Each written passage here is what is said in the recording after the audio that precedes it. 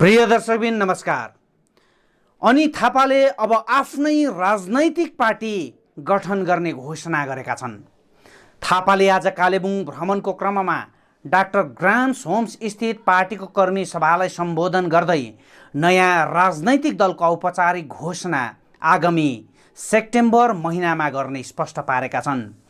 पार्टीको कर्मी सभालाई सम्बोधन गर्दै थापाले नयाँ राजनैतिक पार्टी गठनको घोषणा गर्ने बताए पनि पत्रकारहरूलाई सम्बोधन गर्ने क्रममा भने उनले यसबारे स्पष्ट पारेनन्।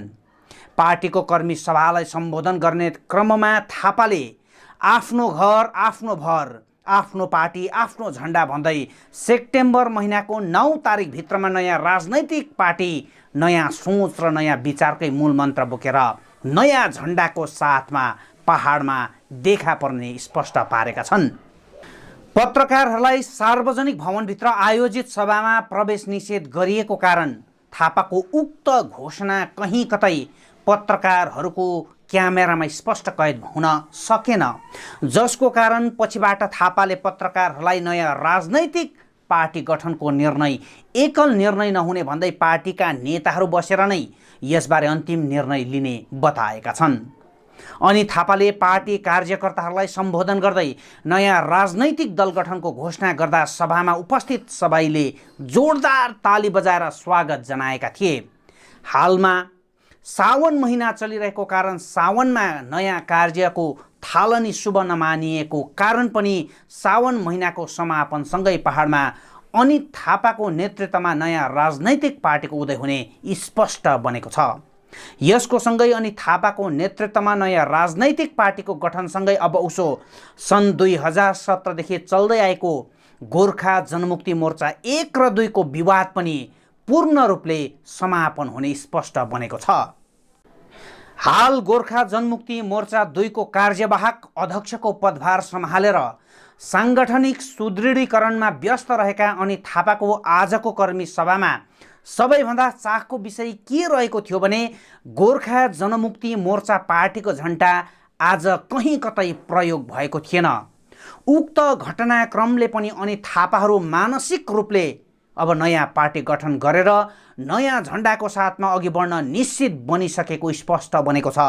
यति मात्र होइन, अनि थापाले कर्मी सभालाई सम्बोधनको क्रममा गोर्खा जनमुक्ति मोर्चा 2017 पछि 2वटा खेमामा विभाजन भएपछि पार्टीको झण्डालाई लिएर न्यायालयमा मुद्दा अहिलेसम्म लम्बित रहेकै कारण अब न्यायालयमा विचाराधीन रहेको झण्डाले गोर्खाहरूको भविष्य निर्धारण गर्न नसक्ने भएकै कारण पनि अब आफ्नो घर आफ्नो भर, आफ्नो पार्टी आफ्नो झण्डाको मन्त्र लिएर सबै अघि आउनुपर्ने आह्वान समेत गरेका छन्। सुनौ त नयाँ राजनैतिक पार्टी गठनको सन्दर्भमा अनि थापाले के भने।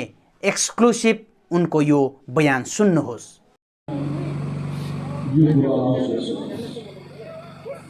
अब हामी आफ्नो घर आफ्नो भर, आफ्नै झण्डा आफ्नै पार्टीमा अगाडि बढ्छ। यो झण्डा र यो पार्टी हामी बचाइरहन्छौँ, बचाउँदा डिस्ट्रक्सन लिडरलाई बचाएको जस्तो हुँदछ। हामी गोर्खा जनमुक्ति मोर्चा बचाइरहन्छौँ भने हामीले विमललाई बचाएको जस्तो हुँदछ, उहाँको सोचलाई बचाएको छ। हाम्रो लिडरहरू आज चाहिँ हामीले हिम्मत गर्नुपर्छ, हामी आफ्नो झण्डा र आफ्नो पार्टीमा अगाडि बढ्ने हामीले काम गर्नुपर्छ। अनि थापाले कर्मी सभाको समापनपछि पत्रकारहरूलाई सम्बोधन गर्ने क्रममा नयाँ राजनैतिक दलबारे स्पष्ट अडान बताउन अस्वीकार गरे पनि नयाँ दलको अन्तिम निर्णय पार्टीका नेतृत्वमाझ बसेर निर्णय लिने कुरा बताएका छन्। यस क्रममा उनले विमल गुरुङ र विनय तामाङको बैठकबारे आफ्नो कुनै मन्तव्य नरहेको बताउँदै राजनैतिक मञ्चमा भविष्यमा आफूहरू एकै ठाउँमा भेट हुन सक्ने सम्भावनालाई भने पूर्ण रूपले खारेज गरेका छन्। यसका साथै उनले भाजपाले बोलाउने भनेको त्रिपक्षीय वार्ताबारे पनि आफ्नो टिप्पणी दिएका छन्। अनि थापाले पत्रकार सम्मेलनमा अरू के भने हेर्नुहोस् पुरा भिडियो। अब हाम्रो एउटा समयकाल हेर्दैछौँ, हामीले सल्लाह गर्दैछौँ। त्यो सल्लाह समयले के डिमान्ड गर्छ त्यही प्रकार हामी काम गर्छौँ। के हुन्छ नयाँ राजनैतिक दलको लक्ष्य? अब हेर्नुहोस्, अब अहिले मैले नयाँ राजनीतिक दल नयाँ समय भन्नु मिल्दैन। हेर्नुहोस्, हाम्रो हाउस बस्छ सेन्ट्रल लिडर, उहाँहरूको परामर्श लिनुपर्छ। त्यसको बादमा हामी कुरा गर्छौँ। किन आवश्यकता ठान्नु भयो नयाँ राजनैतिक दल? मैले आवश्यकता भन्दा मेरो हाउसले डिसाइड भएको छैन अझै हेर्नुहोस्। हाम्रो सेन्ट्रलहरूको मिटिङ अझै गर्नु छ हामीलाई, त्यहाँबाट उहाँहरूको परामर्श गर्नु छ र अगाडि हामीले कसरी के गर्ने त्यो रणनीति तय गर्नु छ हामीलाई अझै। दार्जिलिङ पहाडमा दिनदिनै राजनैतिक परिस्थिति परिवर्तन भइरहेको छ। नेताहरू छुटेका नेताहरू भेट हुने क्रम जारी छ। कतै भोलिको दिनमा तपाईँ पनि त्यतैतिर सँगै भएको त हामीले देख्न सक्दैनौँ। अब तपाईँहरूले देख्नुहोस् छुटेको नेताहरू भेट हुने कार्यक्रम हुँदैछ र उहाँहरू भेट्नेलाई तपाईँले सोधेको असर हुन्छ। मैले त अहिलेसम्म भेटेको पनि छुइनँ, अनि राजनीतिक प्लेटफर्ममा त म भेट्नेवाला पनि छुइनँ। किनभने तपाईँले केही दिन अघि मात्रै एउटा घोषणा गर्नुभएको थियो कि भोलिको दिनमा विनय दाजुसँग काम गर्न परे पनि तयार छु। मैले हेर्नुहोस्, मैले विनय तामाङसँग पक्का भनेको हो, किन उहाँले जुन मलाई खरसाङमा आएर जल्दै गरेको पहाडलाई एउटा विकसित पहाड बनाउनुपर्छ भनेर उहाँले मलाई गाइड गर्नुभएको थियो, अनि उहाँको सोच मलाई मन परेको थियो। हेर्नुहोस्, त्यो उहाँको सोच लिएर म अगाडि बढेको थियो। त्यसताक म त्यस्तो राजनीतिमा परिपक्व पनि थिइनँ, अनि लिडरसिपमा पनि त्यस्तो स्ट्रङ लिडरसिपमा पनि थिइनँ। म काम गर्थेँ, मान्छेहरूसँग बातचित गर्थेँ, उहाँहरूको दुःख सुखमा म उभिन्थेँ र अहिले पनि उभिन्छु। र उहाँको सोचमा उहाँको जुन पहाड बेरोजगार हाम्रो नानी भाइहरूलाई रोजगार दिनुपर्छ, पहाडलाई शान्ति स्थापना गर्नुपर्छ, पहाडको धेरै समस्या समाधान गर्नुपर्छ भनेर उहाँले जुन सोच बनाउनु भएको त्यो सोचमा मैले काम गर्ने मन बनाएर म काम गरेर अगाडि बढेको र उहाँको त्यो सोचमाथि अगाडि कुनै मोडमा भेट्छ भने म काम गर्नु तयार छु, मैले भनेकै हो। विनय तामाङसँग बारम्बार तपाईँको मनमुटाउ थियो भनेर चर्चा भइरह्यो, तर बाहिर कहिले पनि आएन। अचानक विनय तामाङले राजीनामा दिए, तपाईँ फेरि राजीनामा दिएपछि उहाँको राजीनामालाई सहर्ष स्वीकार गर्दै त्यसलाई एक्कासी स्वीकार गर्नुभयो। त्यसको उहाँलाई भेट्न जानु भएन फिर्ताको निम्ति। कतै तपाईँहरूभित्र पहिल्यैदेखि राजनैतिक मनमुटाउ सुरु भइसकेको थियो भन्ने। हेर्नुहोस्, तपाईँहरूले खरसाङको बोर्डको म्युनिसिपालिटी बोलाउँदा मैले विनय तामाङज्यू एज अ प्रेसिडेन्टलाई बोलाएर उहाँकै हातमा खदामा त लगाएको हो।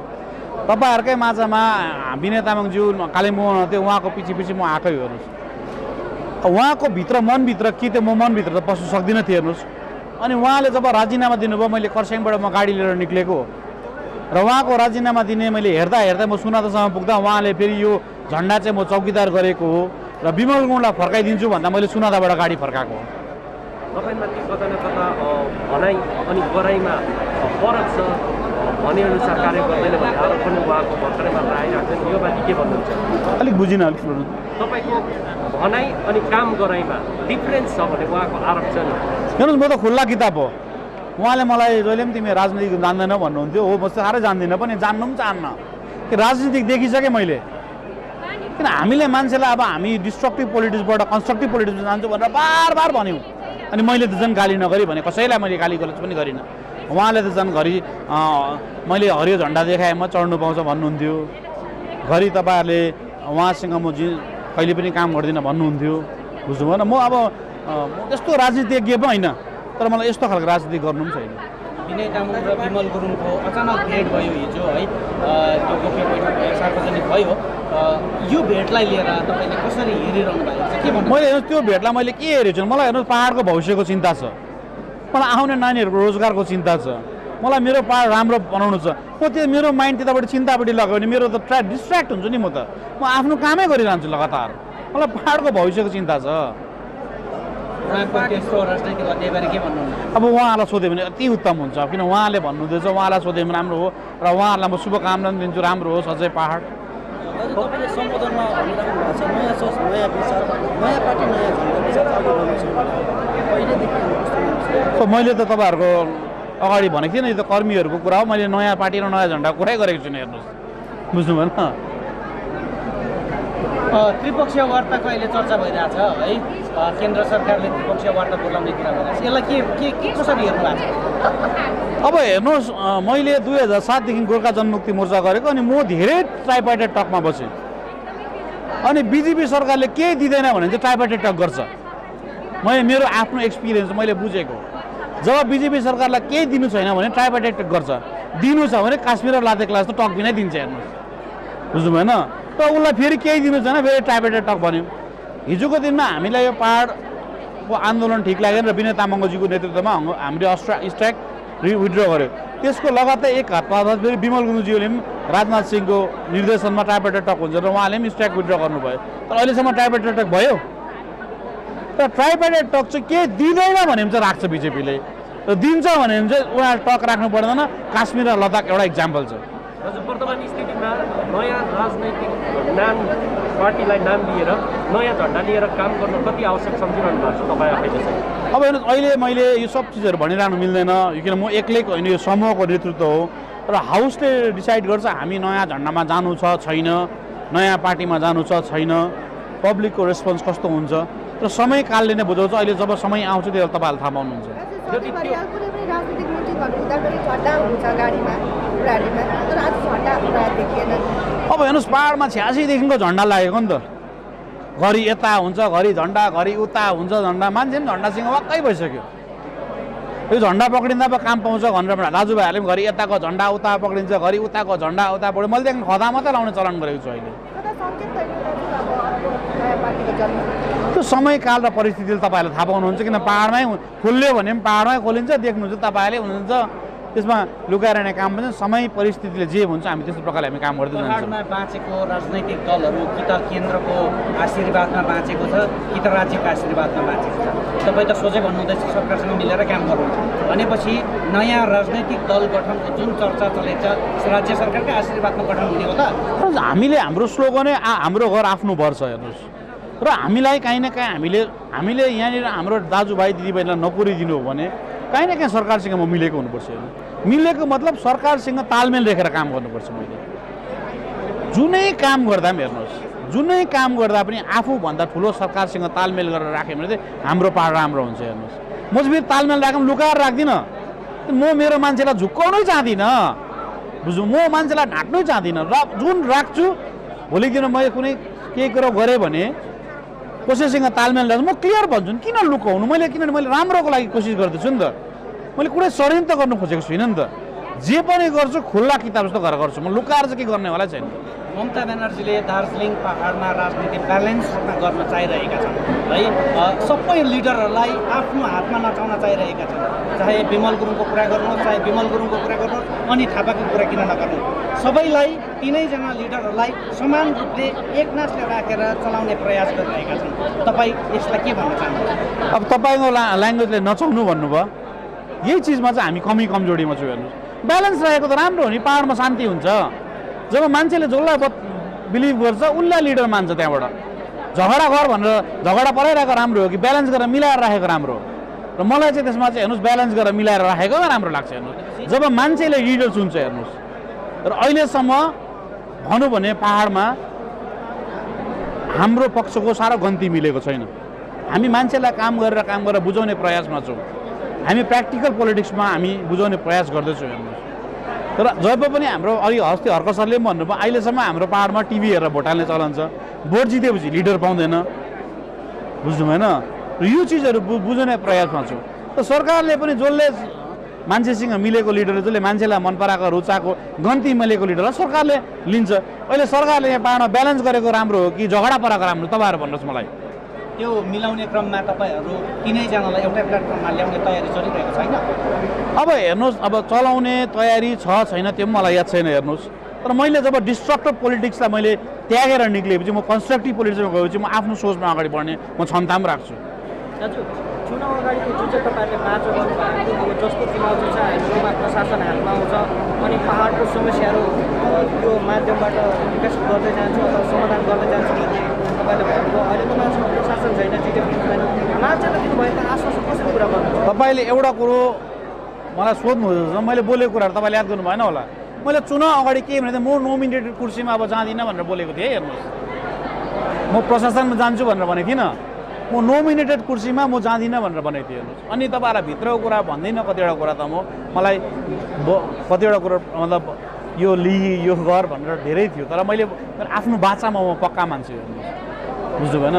वान्स फर गो, अब मान्छेले हामीलाई पठाउनुपर्छ। हिजोको त्यो अवस्थाले व्यवस्थामा जानु परेको थियो, एउटा पाहाडलाई एउटा शान्ति र विकसित बनाउनु।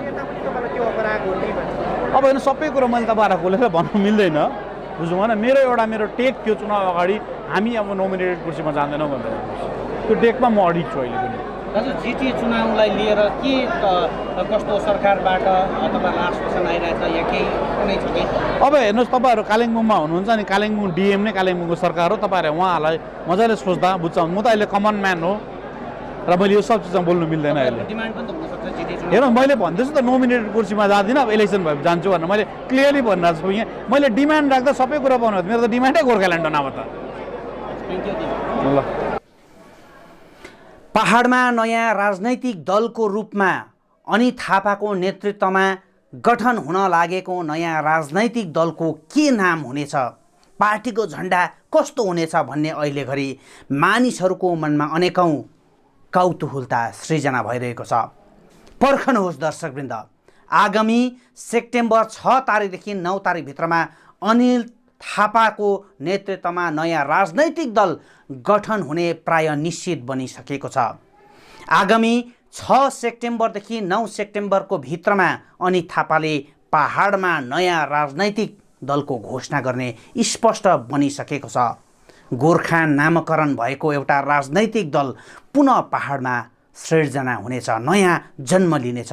तर गोर्खाहरूको हितमा त्यो राजनैतिक दलले कतिसम्म काम गर्ने हुन् भन्ने कुरा भने भविष्यलाई नै बताउनेछ। नमस्कार।